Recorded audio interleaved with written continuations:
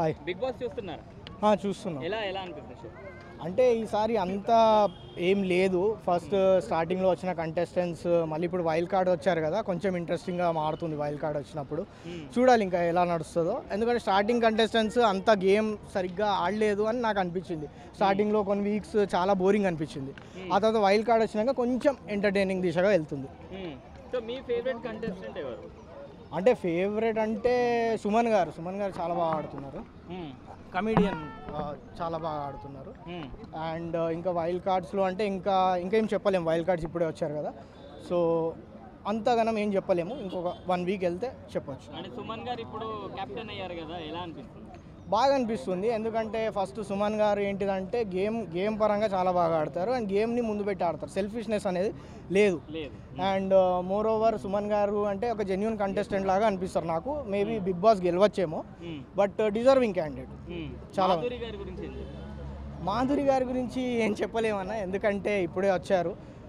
ఇప్పుడిప్పుడే చాలా వరకు ఎంటర్టైన్మెంట్ అని కాదు కానీ ఫైట్స్ ఎక్కువ చేస్తున్నారు ఇంట్లో అండ్ మాట్లాడుతున్నారు తనకేం కావాలి, ఏంటిది, ఎలా అనేది మాట్లాడుతున్నారు. ఒక విధంగా అది ఎంటర్టైన్మెంట్ లాగానే అనిపిస్తుంది, బట్ కొన్నిసార్లు ఫైట్ అనేది బాగా అగ్రెసివ్ అయిపోతుంది. అంటే ఆవిడని చూసి అందరు భయపడుతున్నారు హౌస్లో, ఎందుకంటే ఆమె అంటే ఒక కమాండింగ్ నేచర్ ఉంది మాట్లాడడంలో, అది తప్పు లేదు, అది ఎవరికైనా ఉండొచ్చు. ఆ కమాండింగ్ నేచర్ ఉంది కాబట్టి ఆమె మాట అలా అనిపిస్తుంది. అందుకే వాళ్ళు భయపడుతున్నారు, ఏం మాట్లాడాలి, ఎలా మాట్లాడాలి.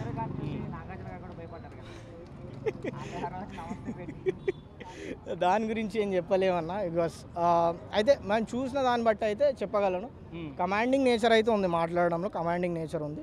సో ఆమెతో ఏం మాట్లాడాలి, ఎలా మాట్లాడాలి అనేది ఆమెకు నచ్చకపోతే జనరల్గా నచ్చలేదు అని కమాండింగ్ వాయిస్లో చెప్తుంది. అందుకే మేబీ కంటెస్టెంట్స్ భయపడుతున్నారు. పవన్ కళ్యాణ్ గారు అమ్మాయిలను హక్ చేసుకోవడానికి వచ్చారా బిగ్ బాస్కి అని చెప్పి చాలా మంది డౌట్ పడుతున్నారు, మీరేమో? అది మనం ఏం చెప్పలేము సార్ ఇక్కడ. అది ఏమైనా మాట్లాడితే దాని గురించి కాంట్రవర్షియల్ అయిపోతుంది. సో దాని గురించి అంటే అవాయిడ్ చేయాలి. బిగ్ బాస్ షోని బ్యాన్ చేయమని చెప్పేసి పోలీస్ స్టేషన్లో ఎఫ్ఐఆర్ ఫైల్ చేయడం జరిగింది. మరి ఎలా చూడొచ్చు?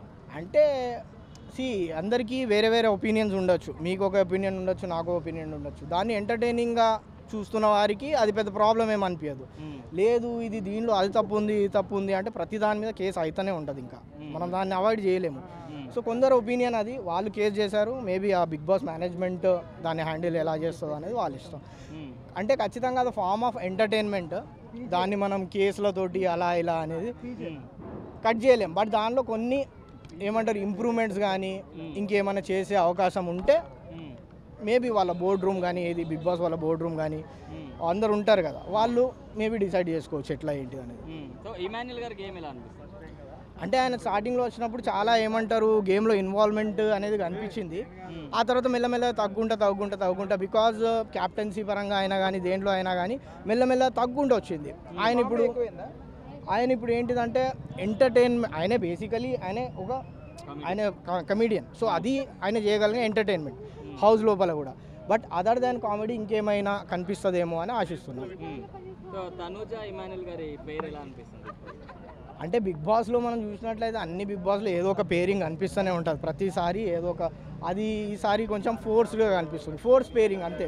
జస్ట్ ప్రోమోలు కట్ చేసి జస్ట్ ఆడియన్స్కి ఇంట్రెస్ట్ బిల్డప్ చేయడానికి అంతే. స్క్రిప్ట్ అని అనలేము. అది జస్ట్ ఏంటిదంటే ఒక పేరింగ్, ఒక ప్రాపర్ పేరింగ్ చేసినట్టు అనిపిస్తుంది అంతే. స్క్రిప్టెడ్ అని మేము అనలేము. మేబీ తనుజ గారు దానివల్ల హైలైట్ అయిపోతున్నారు. అలా ఒక ఇద్దరు అంటే జస్ట్ వాళ్ళది జస్ట్ ఏమి ఎంటర్టైన్మెంట్ పర్పస్ అంతే. ఎంటర్టైన్మెంట్ పర్పస్ నడుస్తుంది. నిజంగా లవ్ అని చెప్పేసి హౌస్ లో కూడా హౌస్ మేట్స్ మాట్లాడుతున్నారు కదా, దాని గురించి ఏం చెప్తారు? అలా అంటే ప్రతి ఒక్క బిగ్ బాస్ సీజన్లో సేమ్ థింగ్ అనేది నడుస్తుంది. ఒక పేరు వస్తుంది, ఆ పేరు గురించి మనం మాట్లాడతాం. లాస్ట్ సీజన్లో మనం చూసినాం విష్ణుప్రియతో so Bigg Boss outside వచ్చినాక పెద్దగా ఏం లేదు పేరింగ్. ఇప్పుడు ఏమైనా కనిపిస్తుందా? లేదు. సో అది షో దాకానే అని నాకు అనిపిస్తుంది, అది నా పర్సనల్ ఒపీనియన్. రమ్య వచ్చేసి పవన్ తో క్లోజ్ గా ఉండొద్దు అని చెప్పేసి రీతు అన్నట్లు చూసాం కదా. సో అంతా ఇప్పుడు డీటెయిల్గా మాట్లాడుకోవాలంటే ఇప్పుడు ఒక గంటలు అయితే మనం ఏం చేసాం. రీతుకి పవన్కి ఏమైనా గొడవ జరిగే అవకాశాలు ఉన్నాయా రమ్య వల్ల?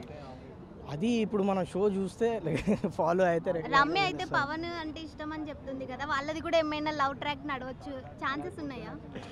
అది మనం ఎలా చెప్పగలం అండి, అది వాళ్ళ ఫీలింగ్స్, వాళ్ళ హౌస్లో ఎలా ఫీలింగ్స్ డెవలప్ చేసుకుంటారు అనేది వాళ్ళ ఇష్టం.